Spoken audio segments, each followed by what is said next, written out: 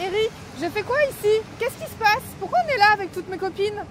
Ici, nous stockons les betteraves qui vont servir à la fabrication du sucre. C'est le début de mon tour de manège, je crois. Eric, qu'est-ce qui se passe maintenant? Après le stockage, c'est le grand départ pour le nettoyage, avant la fabrication du sucre. Je détiens 75% d'eau. Ça te sert à quelque chose ici? Oui, bien sûr.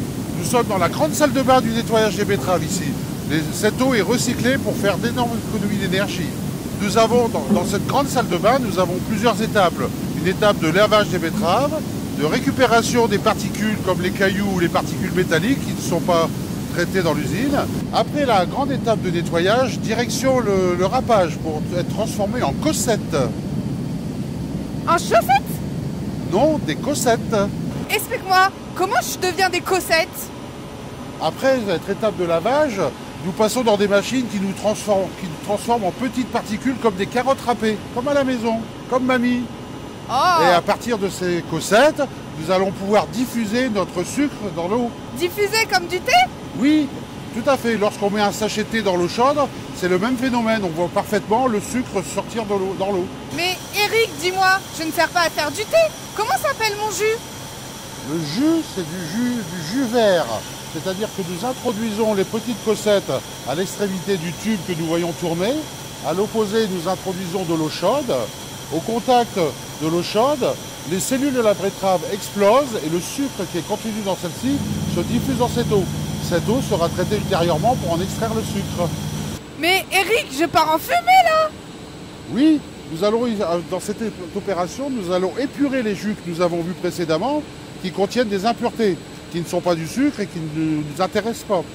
Cette étape d'épuration se réalise avec l'action conjuguée de lait chaud et de gaz carbonique afin de pouvoir précipiter toutes ces impuretés qui sont solubles dans l'eau. On va les rendre solides pour pouvoir les capter par une phase de filtration ou de décantation. Alors Eric, après l'épuration, je vais m'évaporer dans l'air? Oui, bien sûr, nous allons passer à l'étape d'évaporation, comme tu l'as si bien dit. Tu vois très bien dans les brouvettes ici là, nous avons, après l'étape d'épuration, nous avons précipité toutes les impuretés qui étaient dans le jus de diffusion. Et toute cette partie-là, c'est le reste, c'est du jus, du sucre, de l'eau et quelques impuretés. Il y a à peu près 70% d'eau. Donc nous allons enlever toute cette eau pour faire apparaître le sucre. Ah mais Eric, ça bout là, j'ai chaud! Ah oui, c'est extrêmement chaud, comme je l'ai dit précédemment. Nous allons retirer toute l'eau qui est autour du sucre. Cette action se fait par l'action de la vapeur. Et tu vois, nous rentrons le jus dans des grosses marmites, comme des cocottes minutes, comme à la maison. Et sous l'effet d'ébullition, l'eau s'évapore. Mais Eric, dis-moi pourquoi j'ai encore plusieurs couleurs ici actuellement? Tu as plusieurs couleurs. La couleur marron que nous voyons, ce sont ce que nous appelons les homères, de l'eau avec quelques petites impuretés qui gravitent autour du grain du sucre. Le cristal de sucre est naturellement blanc, plutôt translucide. Dans l'étape suivante, nous allons extraire cette eau qui gravite autour des grains de sucre, cette eau de couleur marron. Eric, je crois qu'on est arrivé à l'essorage. Je suis prête à avoir le tournis. Oui, nous sommes dans une des dernières opérations. Nous allons être introduits dans des grosses machines qui ressemblent à des machines à laver.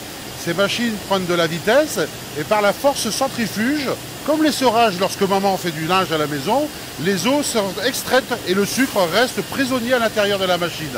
Tu vas le découvrir un peu plus tard. Après l'étape d'essorage, nous allons passer à une étape de séchage parce qu'il y a toujours un petit peu d'eau autour du grain de sucre et pour éviter de faire un gros morceau de sucre, nous sommes obligés de passer au séchage. C'est ici que je deviens toute blanche, brillante et étincelante pour tous les plaisirs sucrés?